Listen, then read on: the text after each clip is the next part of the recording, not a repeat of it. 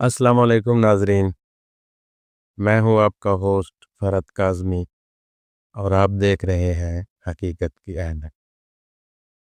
ناظرین، آج ہم بات کریں گے روحانیت کے زوال پر کہ روحانیت کو زوال کیسے وقوع ہو رہا ہے اور ہم کیسے روحانیت کے سفر میں عروج کے بجائے زوال کی طرف سفر کر رہے ہیں۔ یہ سمجھنا ضروری ہے اور میری بات کرنے کا مقصد بھی یہ ہے کہ یہ آپ تک بات پہنچے اور آپ میں سے جس میں یہ چیزیں ہوں وہ اس کو اپنے اندر سے نکالے تاکہ ہمارا سفر آگے کی طرف جا سکے۔ تو بات شروع کرتے ہیں۔ دیکھیں، کوئی بھی طالب صادق ہے، اول تو طالب صادق ملتا نہیں ہے، ہوتا نہیں ہے، اور اگر کوئی ہو بھی جائے تو اس کے راستے میں رکاوٹیں زیادہ ہیں، سہولتیں کم ہیں۔ اب وہ جائے گا مرشد کے پاس، کسی درویش کے پاس، کسی روشنی والے کے پاس کہ مجھے بھی اندھیروں سے نکالو، روشنی دکھاؤ تاکہ میں کسی منزل پہ پہنچ سکوں۔ تو وہاں پہ کیا بات ہوگی؟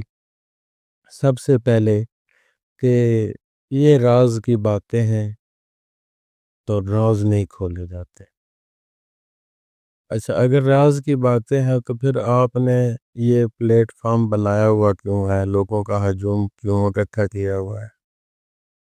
اگر یہ راز ہے تو اس کو پھر چھپائیں نا، خود بھی چھپیں، بات کو بھی چھپائیں۔ تو یہ تماشا تو نہ لگائے نا پھر آپ۔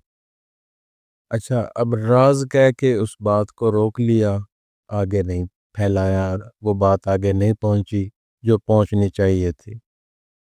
دوسری بات کہ تم اس اہل نہیں ہو، پہلے اپنے اندر اہلیت پیدا کرو، پھر یہ تمہیں بات بتائی جائے گی۔ اب وہ جو طالب ہے وہ پھر یہی سوچتا ہے کہ شاید ابھی میں اس اہل نہیں ہوں، وہ رک جاتا ہے۔ وہ جب وہ رکتا ہے تو اس کی رکاوٹ میں ہو سکتا ہے 1 مہینہ لگ جائے، 1 سال لگ جائے، 10 سال لگ جائے، اہل ہوتے ہوتے پتہ نہیں اتنی زندگی بھی ہے یا نہیں۔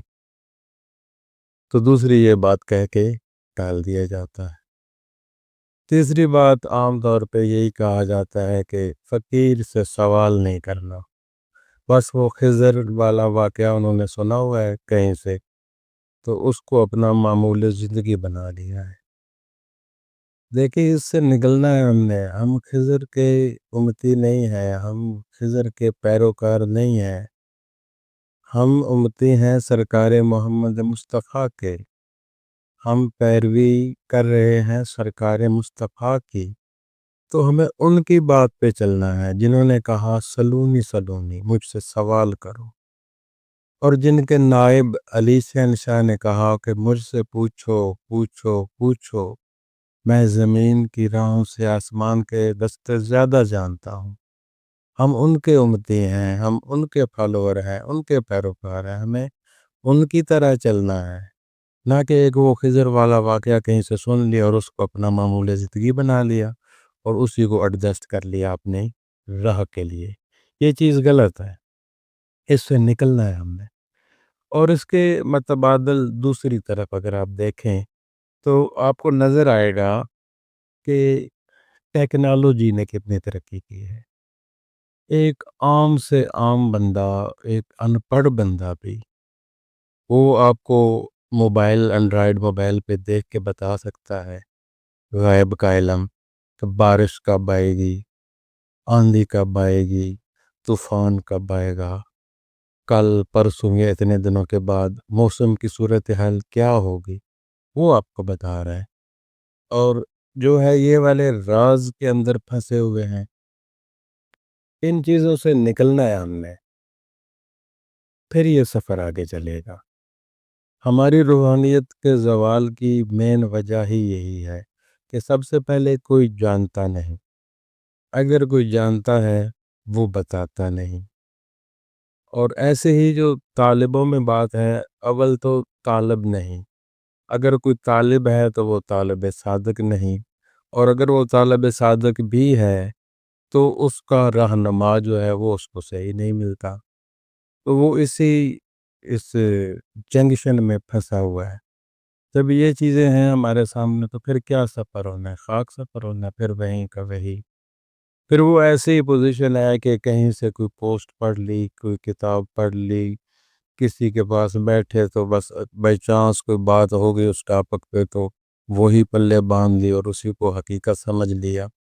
ایسے نہیں، یہ باقاعدگی سے سفر کرنا ہے تو ہم اپنے انجام تک پہنچیں گے۔ اور اس کا ایک اور اینگل بھی آپ کو میں دکھاتا ہوں جو ہماری پستی کا باعث ہے، زوالی، یہ روحانی زوال کا۔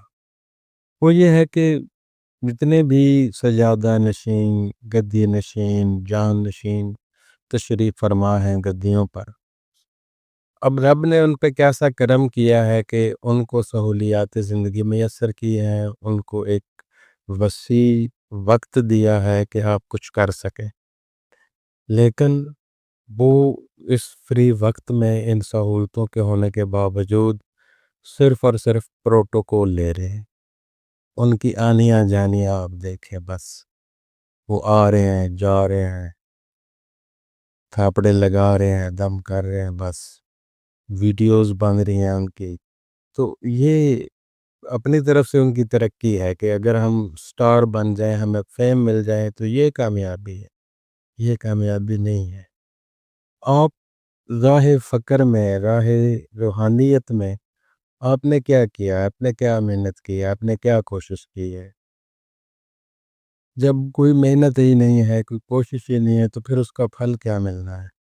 وہ باپ داداؤں کی محنت کا لبادہ جو ہم نے اوڑھا ہوا ہے وہ کب تک چلے گا؟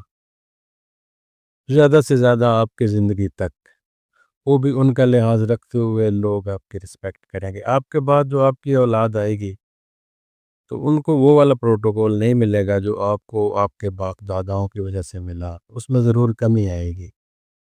تو کوشش کریں، محنت کریں، راز اگر آپ کے پاس کوئی ہے تو وہ آشنا کریں، اگر آپ کے پاس کوئی علم ہے تو وہ پھیلائیں، یہ روشنی پھیلائیں، اس کی ضرورت ہے روشنی پھیلانے کی تاکہ لوگوں کو کچھ پتہ چل سکے، لوگ آگے جا سکیں جو رکے ہوئے ہیں۔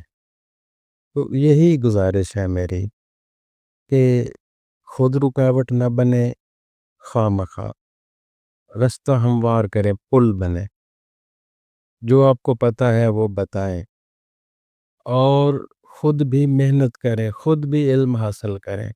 پروٹوکول مل گیا تو کامیابی نہیں ملی، کامیابی آپ کی اللہ کی طرف سے ہے۔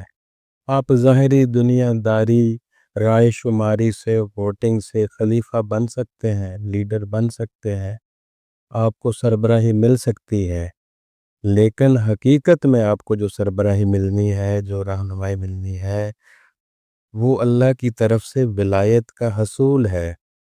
ولایت حاصل کریں، حاصل کرنے والے بنیں۔ اگر آپ نے ولایت حاصل نہیں کی تو آپ نے کچھ بھی نہیں کیا، بس آپ نے پروٹوکول ہی لیا ہے، اور یہی شاید آپ کا مقصد ہے۔ اور اگر آپ کا یہی مقصد ہے تو چلو یہ پورا ہو گیا، اس کے لیے آپ اللہ کا شکریہ ادا کریں۔ لیکن طالب سعادت وہ ہے جو اللہ کی ولایت کا طلبگار ہے، اور جب تک وہ نہیں ملتی تب تک کوشش جاری رکھنی چاہیے، محنت کرتے رہنا چاہیے۔